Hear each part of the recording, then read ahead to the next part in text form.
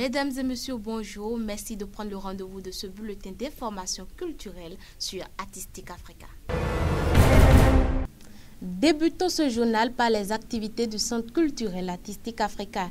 Les échanges Nord-Sud se concrétisent de plus belle dans le 10 centre. Depuis le 26 septembre dernier, les résidences d'Artistique Africa hébergent un groupe d'artistes composé de musiciens et de comédiens venus d'horizons divers. Dans cet élément, un condensé de leur travail suivi de différentes impressions.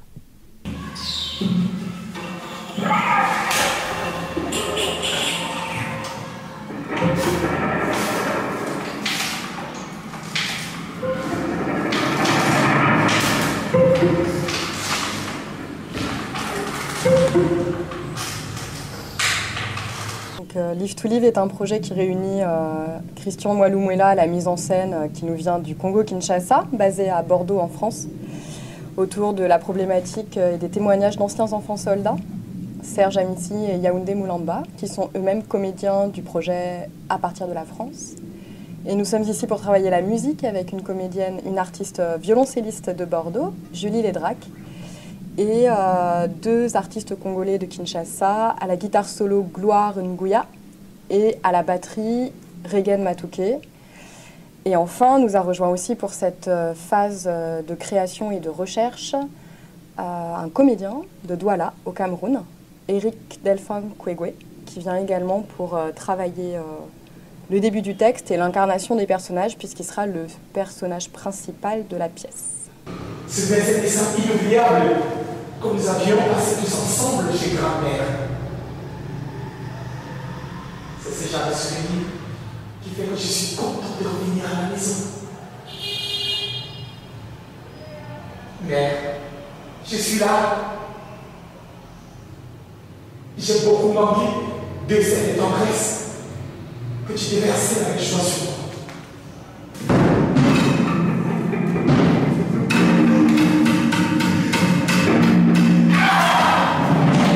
Le côté artistique, en fait, Live to Live parle du, comme venait de le dire Florence tout à l'heure, je tiens à le repréciser, du problématique de regard sur les enfants, les ex-enfants soldats. Donc, en fait, comme je le dis, j'ai toujours l'habitude de le dire que vers les années 99-2000, il y a eu un mouvement pas possible dans le monde intellectuel, culturel même, voire même philosophique sur la problématique des enfants soldats. Il y a eu des écritures, des romans, des livres, des pièces de théâtre, des spectacles qui ont été montés sur les enfants soldats. Et aujourd'hui, comme nous sommes dans une planète ou dans un monde de consommation, on a consommé cette information vite fait, il s'est passé, on en a mis dans les tiroirs, on en a oublié un peu. Et aujourd'hui, moi, en tant que metteur en scène dans ces projets-là, tout à l'heure, je me présente en tant qu'artiste et non metteur en scène, parce que je pense que artiste, pour moi, c'est une pensée de liberté à vouloir faire ce que bon lui semble, quoi. Je peux du jour au lendemain être musicien, peintre, tout ce que je veux. C'est ça que je me définis comme artiste. Et en tant qu'artiste, je suis revenu dans la réflexion de parler du problématique de regard sur les ex-enfants soldats, sur ceux qui sont aujourd'hui dans la société, comment la société aujourd'hui les considère. Parlant toujours des artistes résidant au Centre culturel Artistique Africa, ces derniers ont offert au public le jeudi 11 octobre dernier le résultat de 2 semaines de travail. Un extrait de l'événement avec Tranquille un enfant. Non, c'est pas grave. C'est fait pour. Wisst ihr, das Beste für mich ist einfach zu wissen, dass diese Gleichheit jeden Morgen uns einnehmen wird. Mifu Ganjia. Nein, Florence Guatoni. L'anglais, Manara.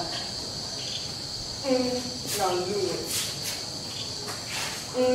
L'anglais Acha. Oui, si je n'avais pas tiré, j'aurais été la cible. Allez-y, barrez-vous, allez-vous-en, tirez-vous. Venez me dire, oui, venez m'expliquer où était le choix entre tuer ou être tué. Entre poser la première mine et sauter sur la première mine. Entre mourir et vous retrouver, enfin. Venez me dire où était le choix. Je vous le dis, si je n'avais pas fait, il aurait fait à ma place et je serais mort.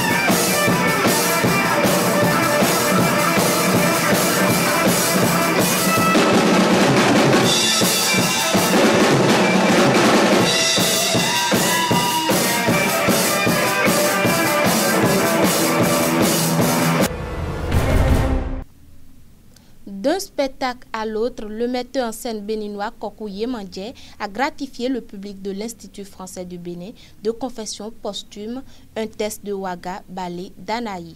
Le sujet phare développé par le comédien sur scène à travers ce monologue est axé sur l'infidélité et l'homosexualité. Ramanou Aledi, Katel Van Rentegen.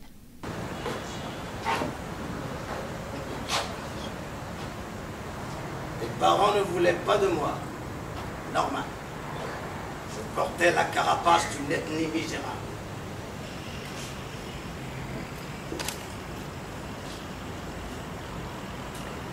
Puis les années ont passé. Quelques petits problèmes au départ, mais tu m'as donné deux magnifiques garçons. Tanguy, 11 ans, et Chêne, 2 millions de petits blancs. Tanguy, ton héros préféré de bande dessinée, j'ai accepté que tu lui donnes ce prénom pour te faire plaisir. Par amour aussi. Puis ce fils. Tu n'as rien compris à ce désir, mais tu m'as convaincu que c'était pour ses yeux bridés. Michel serait comme un homme. Nouveau départ dans le monde.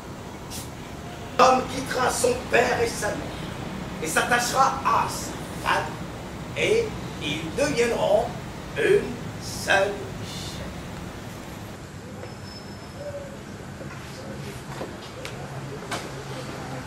Non. Comment ça, tu savais? Non. Non.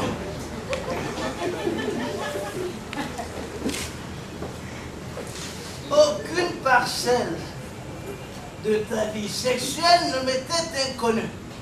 Tu étais comme l'objet dans les mains habiles de l'artisan.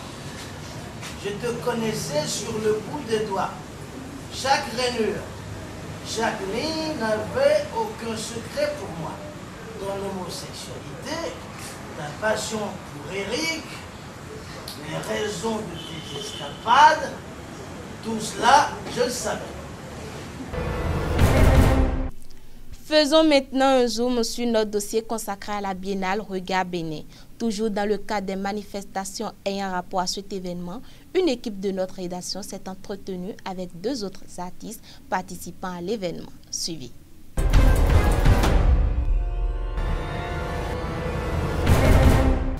Christian Bénion, artiste peintre, je suis béninois. Je travaille il y a une vingtaine d'années au moins. J'ai participé à des expositions nationales comme internationales, à des résidences un peu partout.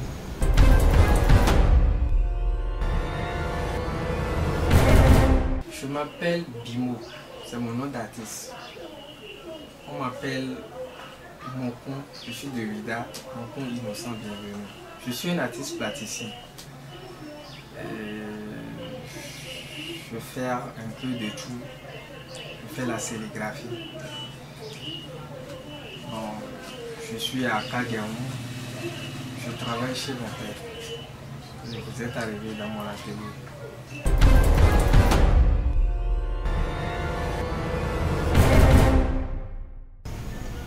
La Biennale, c'est une bonne chose. C'est un événement qui nous permet de nous faire connaître en tant qu'artistes, parce que c'est un rendez-vous de l'art. Ça permet un brassage culturel. Ça nous aide beaucoup. De par le monde, parce que c'est un rendez-vous international.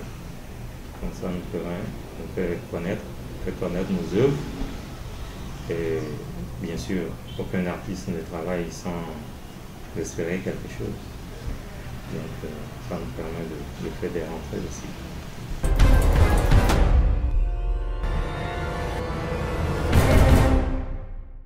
Avant l'approche de la Biennale, on sent que bon, il y a un grand événement qui vient, mais il n'y a pas trop de publicité, il n'y a rien, bon, il n'y a pas de la communication.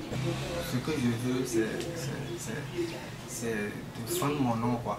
Je n'aime pas de vendre l'étoile. C'est-à-dire, si je vends l'étoile, ça veut dire que je vends mon nom.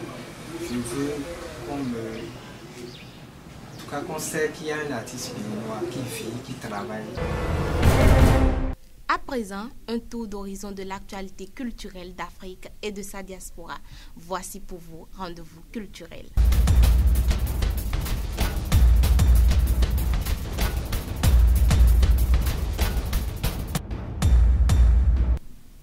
Le 14 octobre prochain, il y aura projection à Dapper Paris d'un des films de Rémi Besançon et de Jean-Christophe Lee. Intitulé Zarafa, ce film vous réserve de l'aventure, du rire et de l'émotion pour un magnifique conte qui enchantera petits et grands. Du 19 octobre au 24 novembre 2012, Casa Africa organise à Nantes Casa Palab au cœur de l'effervescence africaine. Durant 5 semaines, cet événement a l'intention de plonger le public dans la richesse des cultures anciennes et contemporaines du continent africain. Après une tournée triomphale, Rokia Traoré revient avec un nouveau projet inédit en acoustique. Un magnifique hommage à ses racines, à la tradition mandingue et au jazz, mais aussi à ceux qui l'ont marqué. L'événement aura lieu au théâtre de Sartrouville et à la place Jacques Brel des Yvelines le 20 octobre 2012.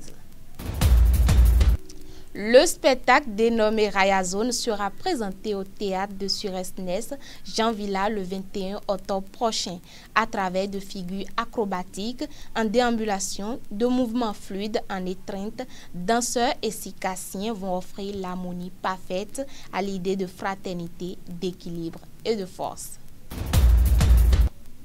À l'occasion de la parution des Rétifs, édition du Manguier d'octobre, il est prévu pour le 19 une rencontre avec Jetty Damburé.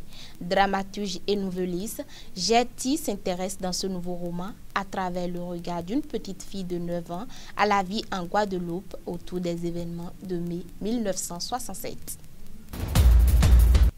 Ainsi se referme ce bulletin d'information culturelle que je vous remercie d'avoir suivi. Bonne semaine de travail à toutes et à tous. Mais en attendant, soyez des hommes libres et gardez la foi.